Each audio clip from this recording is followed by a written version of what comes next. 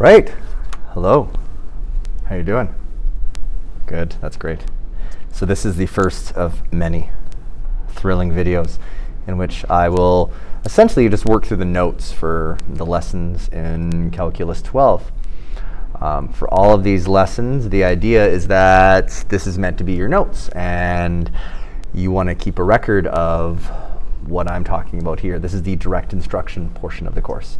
And for most of these lessons, starting with this one here, you will be given a booklet that has an outline of these things. But the worst thing you can do is just watch me, like you're watching a TV show or something. It's far too passive. If you are just watching without writing anything down, that should be because you're going to watch this again later on and recording and writing this down. But again, this is all meant to be your notes. And so make sure, if you're unsure about things, you can pause it. If I'm going too fast, go back. You want to have a record of these things. The more we write down, the more we remember. The more we just sit and watch, the more it maybe seems to make sense, but it doesn't stick. That's it. The focus of this first lesson, which doesn't actually have any homework, is just to understand what a regression model is and how, in this case, Desmos can be used to come up with curves of best fits or functions of best fit for various sets of data. But this is more just kind of understanding where these equations come from and how we can use them and the pros and cons of that. That said, what I start off with here is some data. And I have here looking at the population of the world from 1900 to 2010. In years, it's the table shown as years since 1900 and the population in millions. This is actual data. So I want to model this using different functions, using different regression models. And I want to start with a linear model. And a linear model can be written, any linear model can be written in the form y equals ax plus b or mx plus b, whatever you want. So how do we put this how do we find a regression model? Well, the first thing you need to do in, some sort of program, I'm going to use Desmos, is make a table and input your independent variable is time. It'll be x in Desmos, and my dependent variable is population. And you literally need to type this in, okay? And I'm going to go into Desmos, and that's what I have right here. So you see off to the left is the table I typed in already. And in Desmos, create a table by just hitting the plus here, and you can see the table is one of the options. And by default, it sets up the first column as x1, the second column as y1. And then I see this graph. Now notice my x and y scales, I've already kind of adjusted them so that the data fits the screen quite nicely. Whereas if I just have the basic zoom setting like right here, it's kind of useless. So let me kind of go back to what I had, adjust my y scale, my x scale, until I have the space being used well. Okay, so keep in mind, this is what we call a scatter plot. These points, it's points of data. It's discrete. The data is discrete. They're just points. But we can visualize sort of a curve or a function that models this. And the first model I want is a linear model. So the way we do this in Desmos, and I'm going to focus on Desmos because it's great, it's free, it's powerful. In Desmos, you type this in. You'll type something like this. We type y1 is approximately, and that's, you use that symbol, a times x1 plus b. Literally just type that into Desmos. And as you do that, it'll then show you this. And down here, if you look, after I type this in, you can see what you see in this box down here. Well, y1 is approximately a times x1 plus b. Where the most important parts is that the a and the b. So when I type it in like this, it gives me a linear equation where it says the a value, the slope in this case, is about 47.8. Or 88, and b, which is the y-intercept, is about 834.872. And so the other parts, the r and the r squared, I'll talk about in a bit, but let me first just write down that equation. And so this equation, in the form that's been asked, a linear equation would say y equals 47.88 x plus 834.872. So again, the a value, the slope, the b value, the y-intercept. That's what I could just tell from Desmos.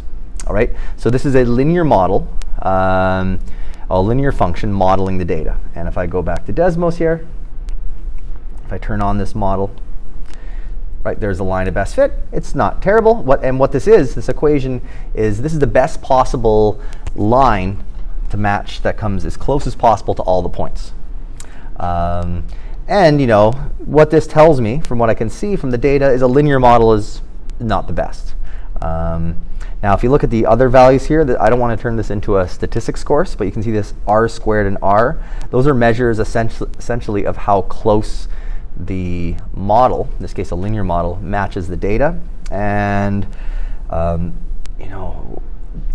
in its simplest form, the closer to 1, the better the model is. The closer to 0, the less accurate it is. That's a very, very simplified form of it. But that's going beyond what we really need. There's my linear model. Okay, well, that said though, I think I can come up with a better model. So let me I want to come up with a quadratic model. And so to come up with a quadratic model, what I have here is a quadratic model in general form, an A value, a B value, and a C value. And I already have the data inputted into Desmos.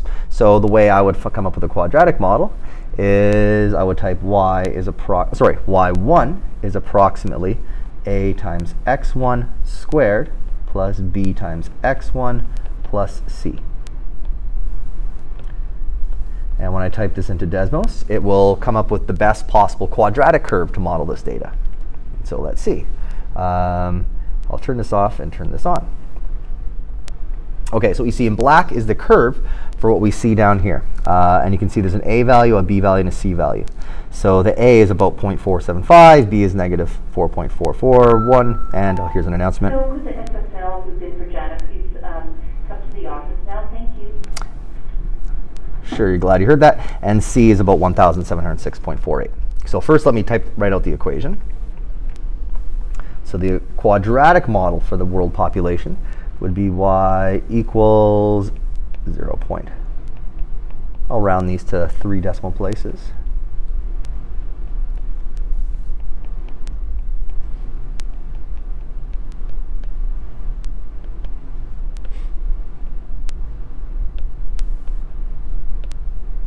All right, so this is my quadratic model. Now if I go back, definitely, if I look at just the sort of period from 0 to 110 on x, much better model than the linear. However, if I zoom out, in some ways I could say this is a much worse model than the linear model, because according to this, when I go into the 1800s, right here, for example, if I can let me, there we go.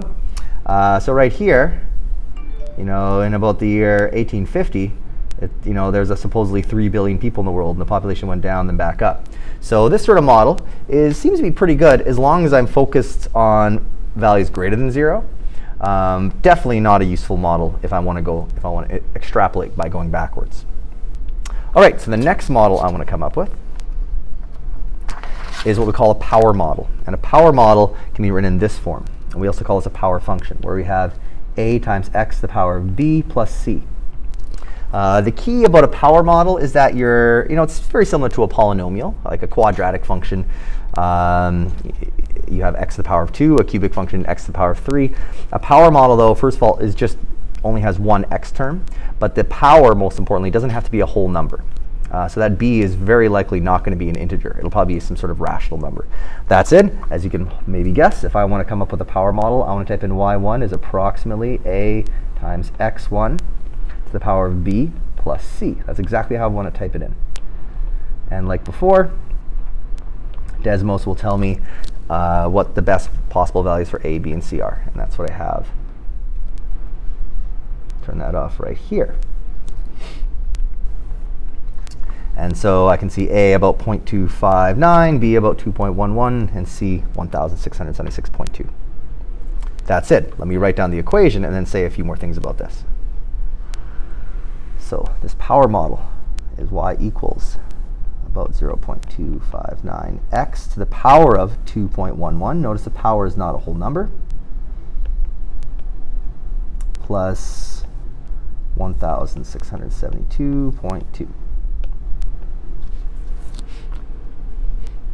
So if I go back to here, notice my graph actually doesn't exist when x is negative, and that's because when you have negative values and you raise it to a power like 2.11, you may recall that when you have an exponent that's not a whole number, it involves radicals, and if you're finding various square roots or fourth roots of negative numbers, they're not real numbers, they're imaginary numbers. And essentially, as soon as x becomes negative, this nice, clean, continuous curve kind of falls apart. Hence, Desmos doesn't even draw it. But a pretty good curve actually modeling things. Okay, I think far better than the linear model for sure. But I can't actually use this model to extrapolate into years before 1900. So let's come up with one more model, and that's an exponential model. And again, it's easy to mix up an exponential model with a power model. A power model, the variable is in the base. In an exponential model, the variable is in the exponent. So a times b to the power of x. And so I'm going to type into Desmos, y1 is approximately a times b to the power of x1. And so, as you've surely guessed, I have this already typed in. Turn that off. Let's look right here. Okay, there's my exponential model. And the a and the b value you can see down there. So I'll write down the equation. Actually, before I do that, you may have noticed in Desmos there's this log mode. If I turn it on, it does a slightly different variation of it. And it's kind of a matter of opinion which one's better. If I look at this, log mode on, log mode off, notice the equation changes slightly.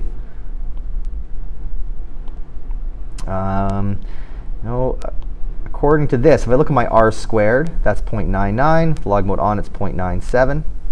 So this is closer to 1. I don't really care too much. They're both pretty darn close, but I'll stick with this one. So the equation for this one as an exponential model would be y is equal to 1,328.46 times 1.01512. I'm putting lots of decimals in there because when you're dealing with exponential models, a small difference to the base can make a big difference over time. And so I'll put lots of detail there to the power of x. So I have 4 different models here: exponential, power, quadratic, linear. Each of these models, for the equation I wrote down, x represents years from 1900, y represents the population of the world in billions. They're all models, and none of them are perfect. Some are better than others. And in general, no model is perfect, just some are more useful than others. If I look at all of these, and I put them all on at the same time, they all have various pros and cons. For example, one definite problem with the linear model is that supposedly 17 years before 1900, there were no people on Earth, and we're pretty sure that's not true. So I would definitely say the linear model is the least useful of these. From what I see here, in some ways the power model is the most useful in terms of, I think the power model matches the data the closest in the sort of scatter plot I gave you, but the power model doesn't even exist when x is negative. So if we want to kind of extrapolate into years before 1900, the exponential model is probably better to use. But as soon as we start to deviate farther and farther from the data, any model, you have to be careful about how much weight you want to put into the number you get out. According to this, in the year, if I look right here, the year negative 100, so that's the year 1800, there was only 298 million people in the world. I'm pretty sure that's low. And that said, the farther I get away, none of these these models get less and less useful from the data we have, right? That said, notice, while it takes maybe a bit of time to get used to how to read these, each of these I can come up with a model, a regression model, really, really quickly. And it's called regression because I'm kind of going backwards. That's what regress means, you're going backwards. I'm starting with the data, and then we go backwards from that to create an equation. And you don't have to use Desmos, but Desmos does it quite nicely. And the nice thing about Desmos is you can create a regression model for any type of function that Desmos understands. All right, so the last thing I want to talk about is just some different data. And this time, still some real data. This time I have the price of a Big Mac in Canada from 1990 to 2015. And the first thing I want to do, as it says here, is I want to create an exponential regression model and use this to answer the following questions. So one thing I would encourage you to do in a moment is try to create the exponential model yourself. That said, one piece of advice, I don't want for my table, I don't want to use 1900, 1995, and so on. I'd rather just have, like before, 0, 5, 10, and so on. So for these, I would make X years from 1990. I can do whatever I want, but you're probably better off just having, the starting value here, $2.19, as X being 0 than 1,990, because I just personally think that's going to be easier. And with that said, though, I would encourage you to try doing some of this yourself before you watch on further. But you can also just pause the video. So that's it. Let me go to Desmos, and I have this sort of prepared already. OK, so what I have here is the data on how the price of a Big Mac has changed in Canada from 1990 to 2015. Again, 0 being years from 1990. So if I want to come up with an exponential model, you can see I've typed it in right here. y1 is approximately equal to a times b to the power of x1. And it just gives me this equation right here. So a is about 2.01, b is about 1.04. And if I turn on the graph, you can see it's not bad. I mean, clearly the data is not a perfect exponential model, but generally, when we look at inflation, how prices change over time, they do tend to be modeled quite nicely as some sort of exponential function. So if I look at that, this is the model we want to use. This curve in black is the model we want to use going forward. So first, let me write down this curve, the equation of the curve. And so in this case, the equation is y equals about not 2012, sorry, I got to read my own writing here, 2.012 times 1.04 to the power of x. Or again, x is years from 1900, and y is the cost of a Big Mac. All right, so according to our model, predict the price of a Big Mac in the year 1967. And I picked that year because that's the year it was introduced. So 1967, I have to think, OK, what's x going to be? Well, x stands for years from 1990, so x will be negative 23, because 1967 was 23 years before 1990. So at this point, I have two options. I can just go to my equation and type in, or go to a calculator and type in y equals 2.012 times 1.04 to the power of negative 23, and just get a scientific calculator to tell me. Or I already have Desmos out here. I can just type x equals negative 23, and that's a vertical line at negative 23, and see where the two intersect. And again, because I already have Desmos out, this is probably faster, although the value I'll get is the exact same idea, so I just typed it into a scientific calculator. So when x is negative 23, y, the output is about 0.815. So what does that mean? According to our model, it's about 82 cents was the price of a Big Mac in the year 1967. And so in this case, this equals about 0.82, so about 82 cents. All right, same idea. According to our model, what is going to be the price of a Big Mac in the year 2050? And so in this case, again, I have to think about x. I have to think about years from 1990, so positive 60. And so again, I can just go to a calculator and type y equals 2.012, the exact same exponential model to the power of 60. Or I can go to Desmos, and so let me turn that on here and find 60. There we go. So according to this, and this is what exponential growth looks like, in the year 2050, a Big Mac will cost $21, which maybe sounds ridiculous, although again, when I was in high school, minimum wage was $4 an hour, which probably sounds ridiculous to you right now, and that was in the 90s. And so, it's not an unrealistic idea that it would cost about $21. That's it. Let me kind of write that in here. So it's about 21.22, so about $21.22. OK, and that's the prediction.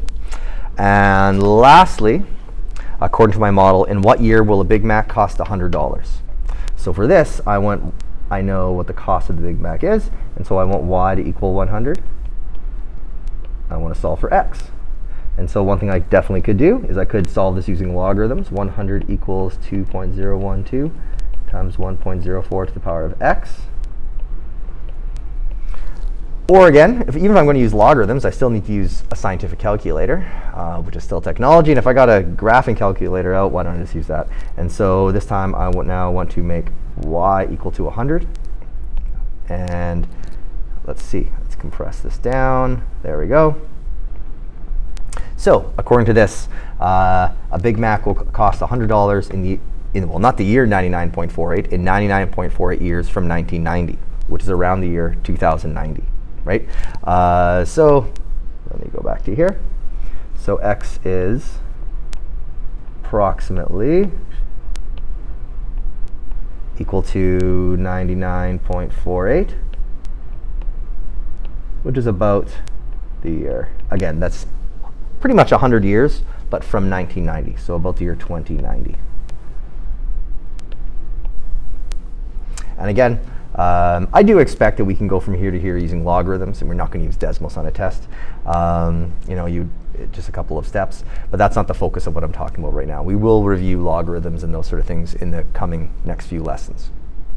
The focus of this is really just to understand how a lot of these equations you might see come from, where they come from.